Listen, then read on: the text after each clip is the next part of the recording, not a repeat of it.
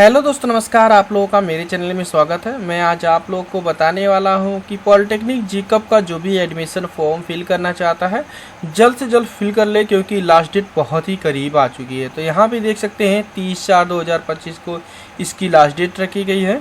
और यहाँ पे एप्लीकेशन जो फीस लगने वाली है, साथ में आपको यहाँ पे बताया गया है आपकी उम्र कितनी होनी चाहिए। और यहाँ पे आपका कोर्स का नाम, ड्यूरेशन और जीकअप के लिए एलिजिबिलिटी क्या है आपको अलग अलग दिया गया है। तो यहाँ पे क्लास 12 और क्लास 10 वाले दोनों ही फॉर्म यहाँ पे अपेयरिंग हो चाहे फाइनल हो कर चुके हों, वो उनके लिए दोनों आसानी से फॉर्म फिल कर पाएंगे। तो यहाँ पे अप्लाई के लिंक पे क्लिक करेंगे। जैसे इस पर क्लिक करेंगे आपको यहाँ पे न्यू डैशबोर्ड ओपन हो जाएगा।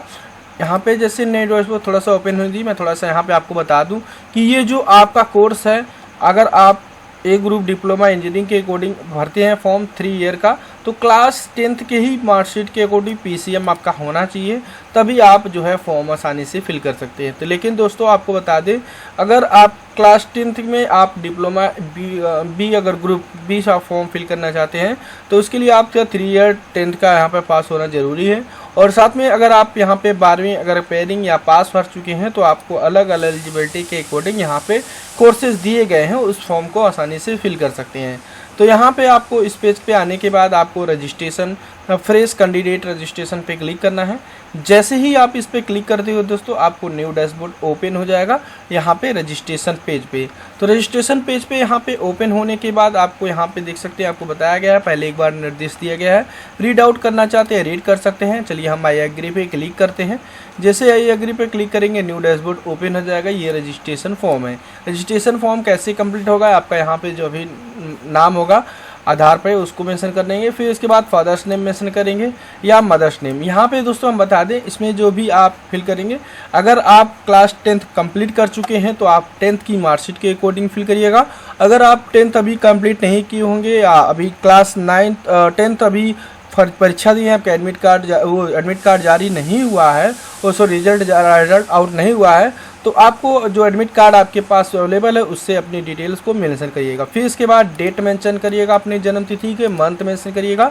इसके बाद ईयर मेंशन करेंगे। उसके बाद यहाँ पे आपको अपने अकॉर्डिंग जेंडर मेंशन कर लेंगे।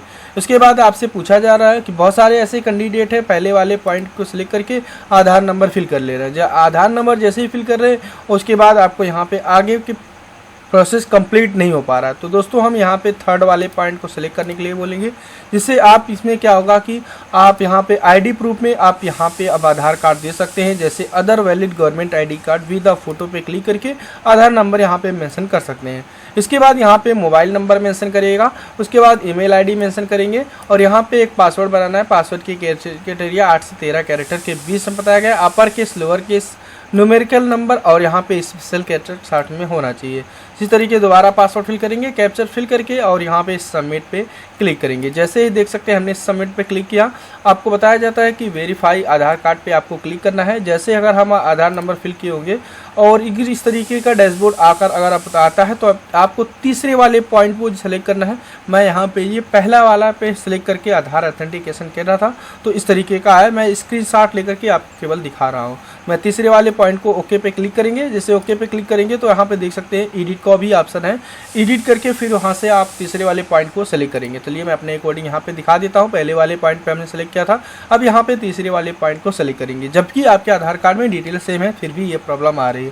तो ये सर्वर इशू है दोस्तों, आपको घबराने की ज़रूरत नहीं है।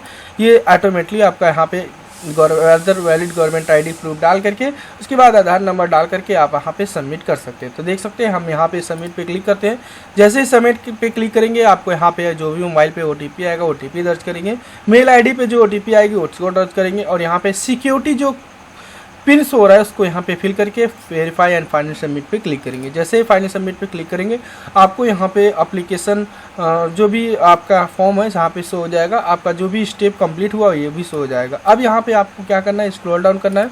स्क्रॉल डाउन करने के बाद यहाँ पे देख सकते हैं एप्लीकेशन फॉर्म पे क्लिक करना है। जैसे इस पर क्लिक करेंगे आपको अकॉर्डिंग आपका यहाँ पे नाम शो हो जाएगा, फादर नेम होगा, मदर्स नेम शो होगा, नेशनलिटी शो होगा। अब यहाँ पे एलिजिबिलिटी आपका शो होगा। अब यहाँ पे आपको पूछा गया है कि कैटेगरी आपका यहाँ पे मेंशन करना है, सब कैटेगरी आपका यहाँ पे नॉट एप्लीकेबल होगा। फिर इसके बाद आपसे पूछा जा रहा है क्या आप कलर बाइंड है, यस या नो, अपने अकॉर्डिंग आप चूज करेंगे। प्लेस आप रेसिडेंट रूरल है अर्बन, अपने अकॉर्डिंग चूज करेंगे। क्या आप माइनॉरिटी से बिलोंग करते हैं, यस या नो, अपने अकॉर्डिंग यहाँ पे संपर्क करेंगे, मेंशन करेंगे। जैसे ही मेंशन करेंगे स्क्रॉल डाउन थोड़ा सा कर लेते हैं और उसके बाद यहाँ से आपसे पूछा जा रहा है सेव एंड नेक्स्ट पे क्लिक करेंगे। जैसे सेव एंड नेक्स्ट पे क्लिक करेंगे आपकी पर्सनल डिटेल सेव हो जाएगी। आपको अगेन इस तरीके का मैसेज आता है।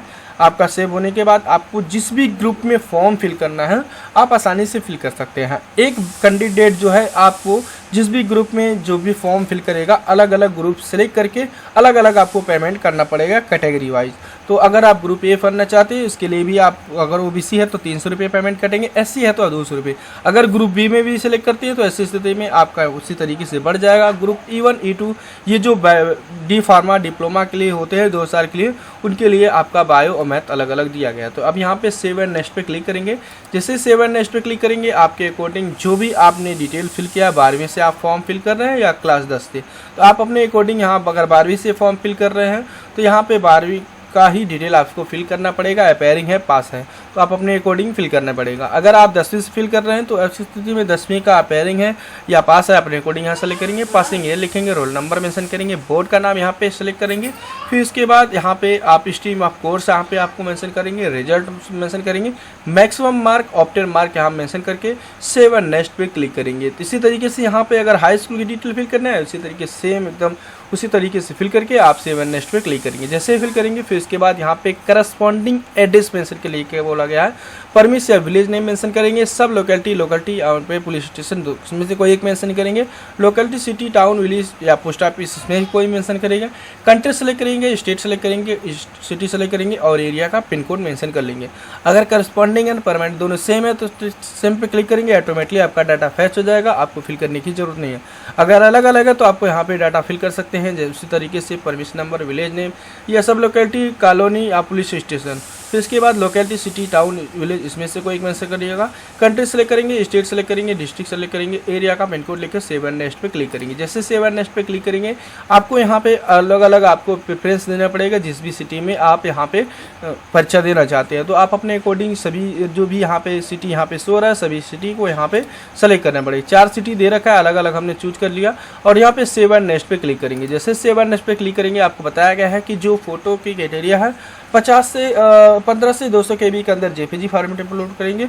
उसी तरीके से साइन को भी क्राइटेरिया बताया गया है 50 से 200 KB के अंदर जेपीजी फॉर्मेट में अपलोड कर लेंगे। तो चलिए अपने अकॉर्डिंग मैंने यहाँ पे अपलोड कर लिया। एक चीज़ और बता दें कि जब भी फाइल्स को अपलोड करें यहाँ पे फाइल नेम मल्टी एग्जिस्टिंग और डाटेड नहीं होना चाहिए। फाइल में जिससे कि कोई भी डाट ना लगा हो तभी आपका यहाँ पे फाइल अपलोड होगा। फाइल अपलोड होने के बाद यहाँ पे आपका शो हो जाता है कि आपका सब कुछ सही है और यहाँ पे फोटो शो हो जाएगा। यहाँ पे सेल्फ वेरीफाई पे क्लिक करेंगे, दोनों में टिक मार्क करेंगे और सेव एंड फाइनल सबमिट पे क्लिक करेंगे। जैसे ही क्लिक करेंगे आपके अकॉर्डिंग आपकी डिटेल्स से दिखाई जाएगी। अब यहाँ पे अपनी डिटेल्स को चेकआउट कर सकते हैं। अगर सब कुछ सही है तो डिक्लेरेशन को चेक आउट करेंगे, सेव एंड फाइनल सबमिट पे क्लिक करेंगे। जैसे ही क्लिक करेंगे आपके अकॉर्डिंग पे नाउ का पे रजिस्ट्रेशन फ़ी का ऑप्शन आता है, इस पर हम क्लिक करेंगे। जैसे क्लिक करेंगे आपको यहाँ पे ऑनलाइन पेमेंट का पे शो करेंगे। इस पर क्लिक करने के बाद यहाँ पे आपको देख सकते हैं इस मेथड से आप पेमेंट करना चाहते हैं उसको फी पेमेंट करेंगे। तो यहाँ पे जिस भी मेथड से करना चाहते हैं कर सकते हैं। तो चलिए मैं यहाँ पे पहले वाले पॉइंट को सिलेक्ट करता हूँ। करने के बाद यहाँ पे SBI का मोड ऑप्शन हो जाता है। यहाँ पे debit card, SBI credit card, net banking, UPI जिस भी मेथड से पेमेंट करना चाहते हैं कर सकते हैं। तो चलिए पेमेंट होने के बाद आपको करना है गो बैक पे क्लिक करेंगे। आपके अकॉर्डिंग आप अपने अकॉर्डिंग उसी पोर्टल में लॉगिन हो जाएंगे और आसानी से अपने फॉर्म को डाउनलोड कर सकते हैं। देख सकते हैं हम यहाँ पे डाउनलोड पेज को क्लिक करेंगे, अपने फॉर्म को डाउनलोड कर लेंगे।